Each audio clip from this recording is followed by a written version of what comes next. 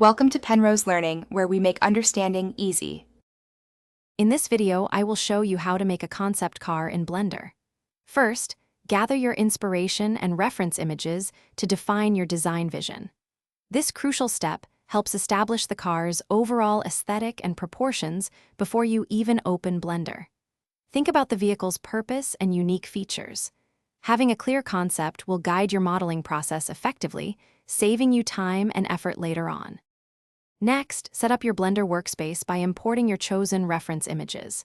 Use empty objects to display front, side, top, and rear views, ensuring they are perfectly aligned. It's vital to establish a consistent scale, perhaps one unit representing 1 meter, for accurate modeling. Organize these references into a dedicated collection to keep your scene tidy.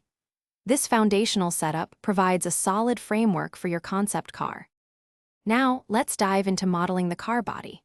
Start with a simple cube or plane and apply a subdivision surface modifier to create smooth, organic shapes.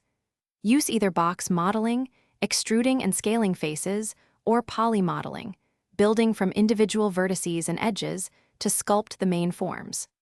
The mirror modifier is indispensable for symmetrical designs, and the solidify modifier can add thickness to panels. Focus on achieving clean topology for optimal results. Finally, it's time for detailing and rendering your concept car. Model the smaller, yet crucial, elements like wheels, headlights, taillights, and even a basic interior. Apply realistic materials such as glossy paint, metallic rims, and transparent glass using Blender's shader nodes.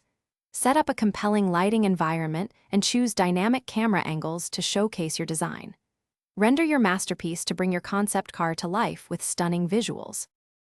Thanks for watching. If this was helpful, leave a like and consider subscribing. See you next time.